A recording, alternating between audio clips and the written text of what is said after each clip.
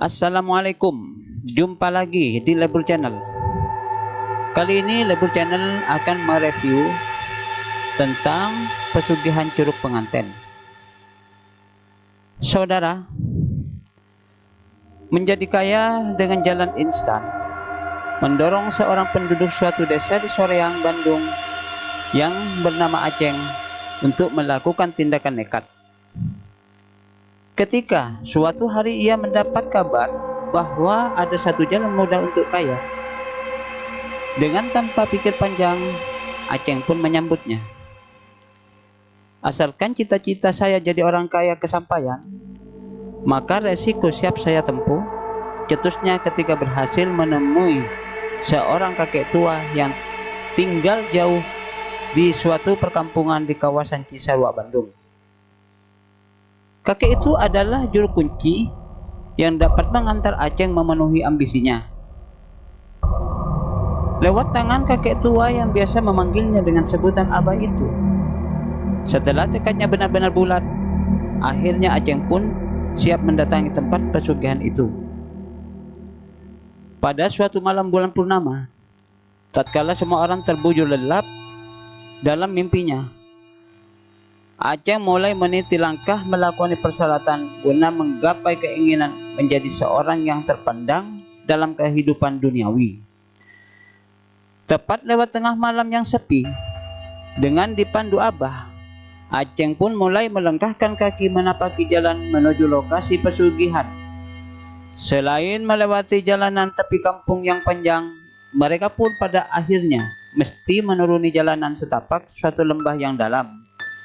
Sebelum akhirnya bisa sampai di lokasi dimaksud, di sana ada dua buah air terjun.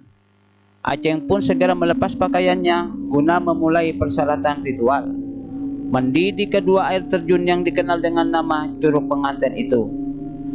Nah, tugas Abah mungkin hanya sampai mengantar Aceng sampai di sini. Selanjutnya silahkan Aceng menjalankan apa-apa yang telah Abah sampaikan. Namun, seandainya pikiran Aceng saat ini berubah, sebelum segalanya terlanjur, sekarang juga ayo kita kembali dan membatalkan segalanya, tutur Abah. Terima kasih Abah. Rencana saya telah bulat sekali, apapun resikonya. Saya telah siap menghadapinya, belas Aceng.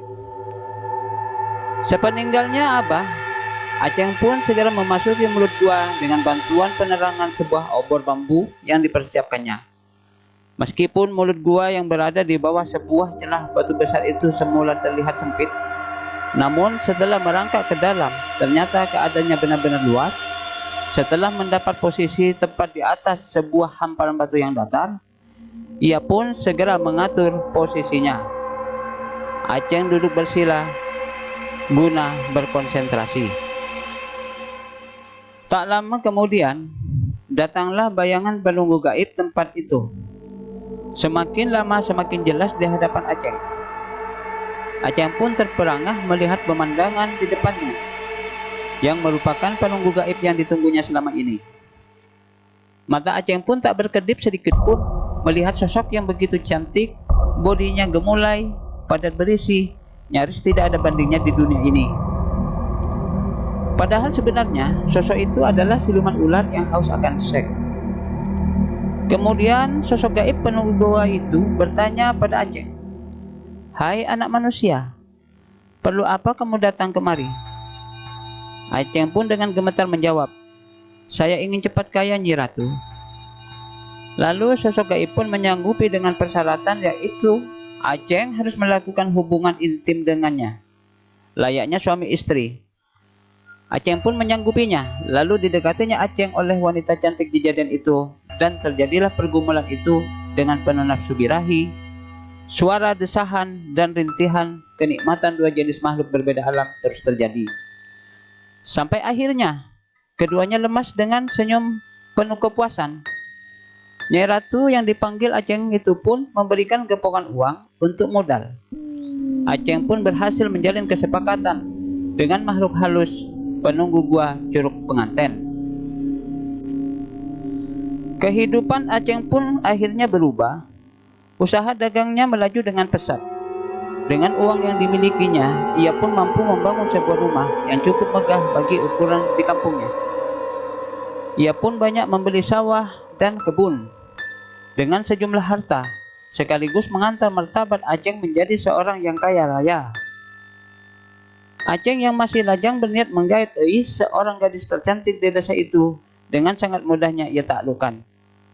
Cita-cita Aceng menjadi orang paling kaya di kampungnya nampaknya memang telah dapat ia rasakan. Sanjungan serta penghormatan dari orang-orang yang lebih rendah keberadaannya pun kerap dapat ia rasakan sepanjang menjalani laju kehidupan yang di mata kebanyakan orang terlihat sangat menyenangkan itu.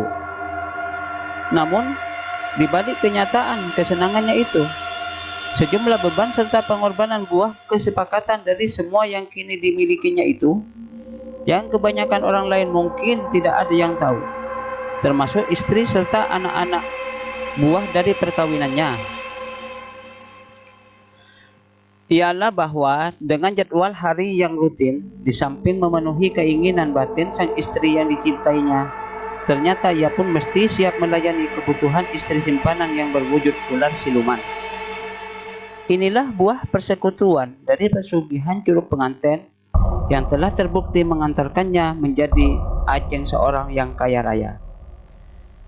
Gairah tuntutan birahi dari sang istri gaib yang satu ini sangat jauh melebihi tuntutan istri dari bangsanya sendiri, sehingga terkadang Aceng yang membuat kamar tersendiri bagi istri bangsa siluman ini nyaris selalu tidak sadarkan diri manakala melayani sosok yang terkadang benar-benar berwujud ular, yang seutuhnya ini merenggut gairah birahinya. Namun buah imbalan dari semuanya itu, di tempat tidur begitu dia terjaga, sejumlah uang dan permata akan nampak berserakan. Itulah buah keberuntungan dari pengorbanan yang selama ini mesti dilakukan Aceng, di samping sejumlah persyaratan lainnya yang mesti selamanya diingat dan dipenuhinya. Di samping memiliki 3 orang anak dari hasil perkawinannya dengan Eis, Aceng pun sempat pula membuahkan anak hasil dari hasil perkawinannya dengan ular siluman itu. Bahkan ia pun sempat dipaksa untuk menjadi wali tatkala ular-ular yang menjadi anaknya melangsungkan perkawinan dengan sesamanya. Namun, waktu bagi Aceng akhirnya mesti sampai pada batasnya. Perjanjian yang ia ikat dengan makhluk siluman itu tidak bisa dirubah sedikit pun. Maka ketika tiba sore yang dijanjikan itu, Aceng pun berpamitan pada istrinya. Jadi sebenarnya bapak ini mau pergi kemana? Kok sore-sore begini sudah rapi? Tanya Eis tatkala melihat suaminya tengah dandan yang tidak seperti biasanya. Tidak, ayah tidak akan kemana-mana, cuma hendak menengok sawah dan kebun kita saja. Sudah lama sekali rasanya ayah tidak menengok ke sana. Balas Aceng mencoba meyakinkan anak istrinya agar mereka tidak terlalu merisaukan kepergian yang selama ini sebenarnya sangat dia takutkan itu.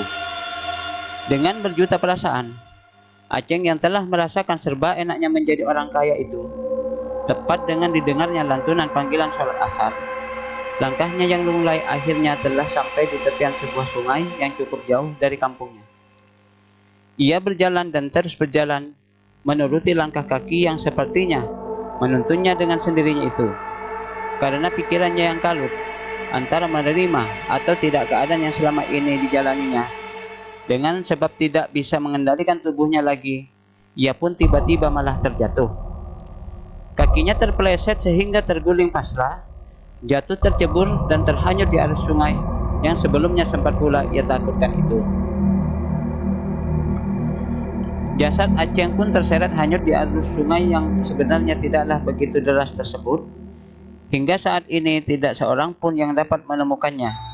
Namun berdasarkan penelusuran gaib, dijelaskan bahwa tubuh Aceng yang sebenarnya belum meninggal itu sepenuhnya telah berubah menjadi wujud seekor ular sebagai akibat dari buah perjanjian yang disepakatinya.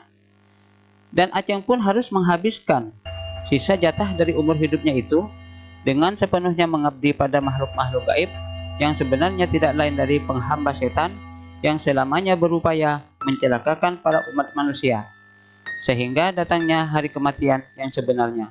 Na'udzubillah. Akhirnya, Dari seuntai kisah dari peristiwa yang menghebohkan ini, selayaknya kita manusia beriman tidaklah mudah tergoda dengan pengharapan kemudahan dan kesenangan lewat jalan-jalan sesat. Waspadalah, itu tipu daya setan. Demikian saudara, review tentang pesugihan Curug Penganten. Mudah-mudahan bermanfaat dan menambah ilmu pengetahuan kita tentang pesugihan.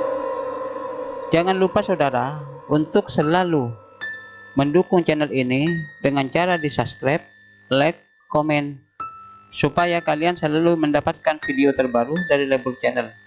Wassalamualaikum warahmatullahi wabarakatuh.